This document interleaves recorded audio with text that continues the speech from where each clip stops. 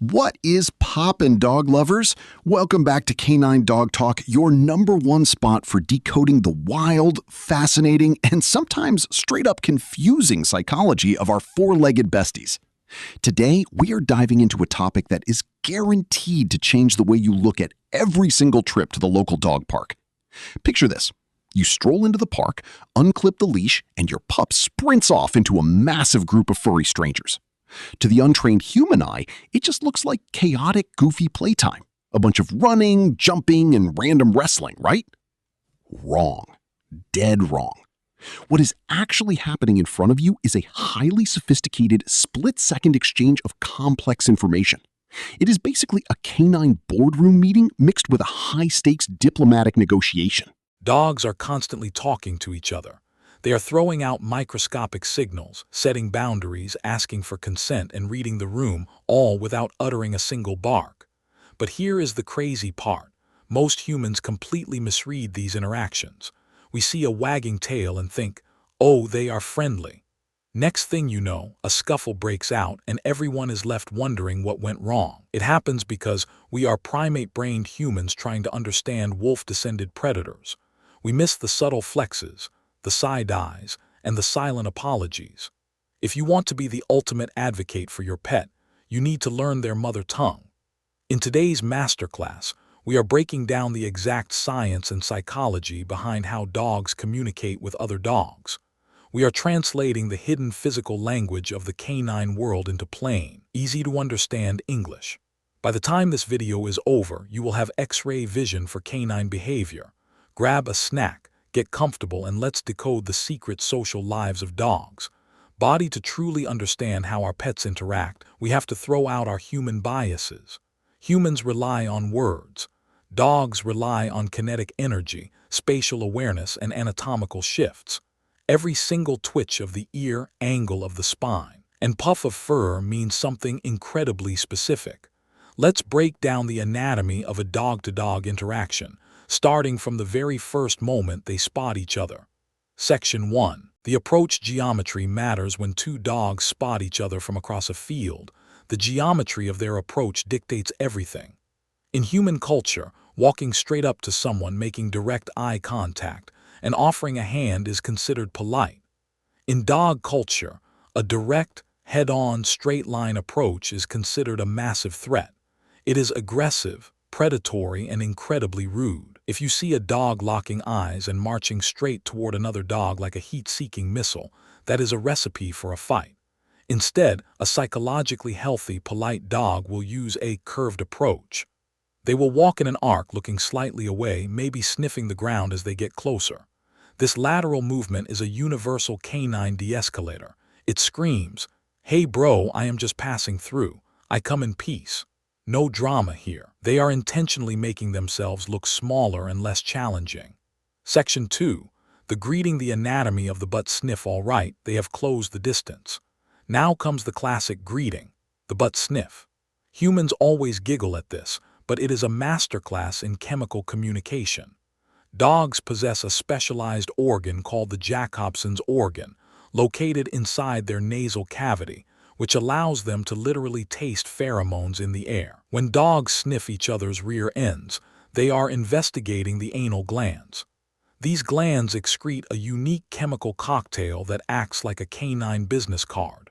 Within seconds of sniffing, your dog knows the other dog's gender, diet, emotional state, health status, and whether they have met before. It is a highly respectful, non-confrontational way to gather intel.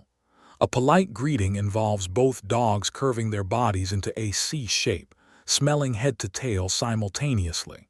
If one dog freezes, stands super tall in a T shape with their head over the other dog's shoulders, that is a dominant flex. It is a bold statement saying, "I run things here." Section 3. The myth of the wagging tail. This is the biggest misconception in dog history.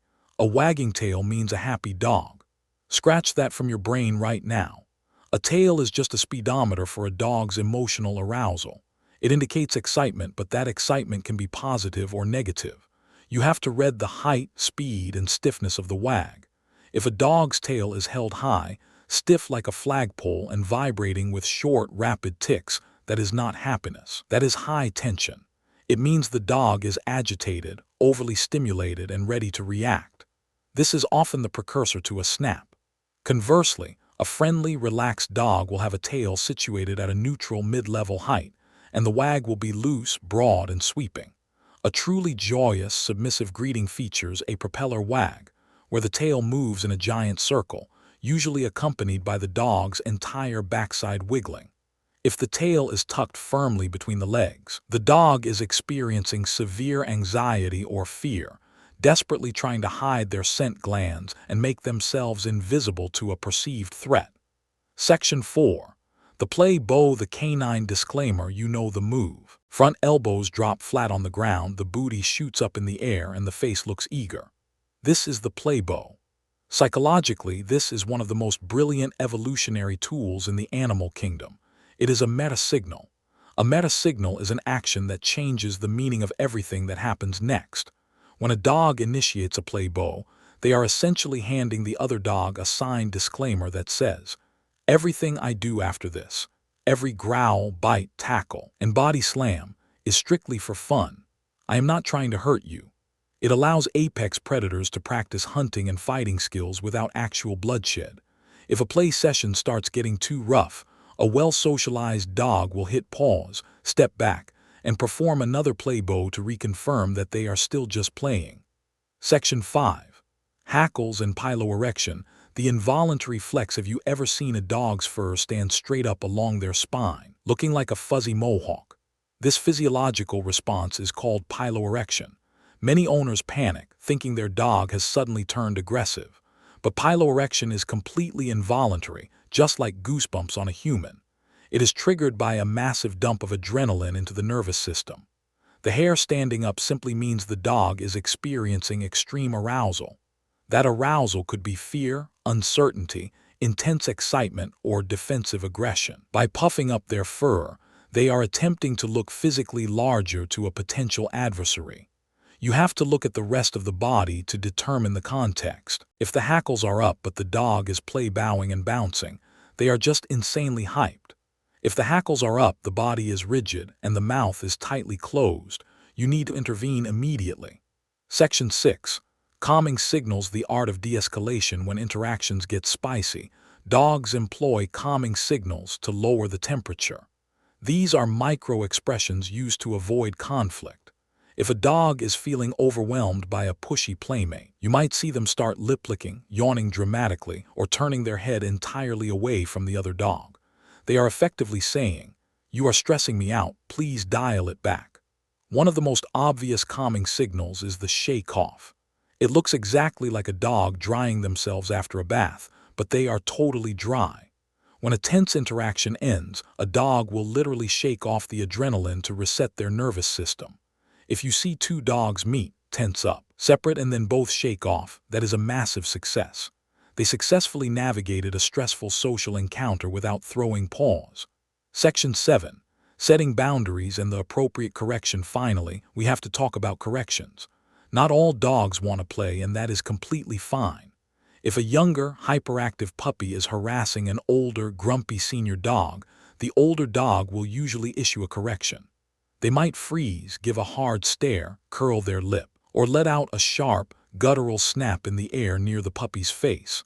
Many owners freak out and think their dog is attacking, but a proper canine correction is loud, flashy, and completely bloodless. It is the dog equivalent of yelling, "Back off, kid." A well-adjusted puppy will immediately respect this boundary by looking away, lowering their posture, or walking off. We must allow dogs to communicate these boundaries safely, rather than hovering over them constantly. Call to action, man. When you truly dive into the mechanics of canine body language, it is absolutely mind-blowing. Our dogs are navigating a complex social web every single day, relying entirely on posture, tension, and micro-movements.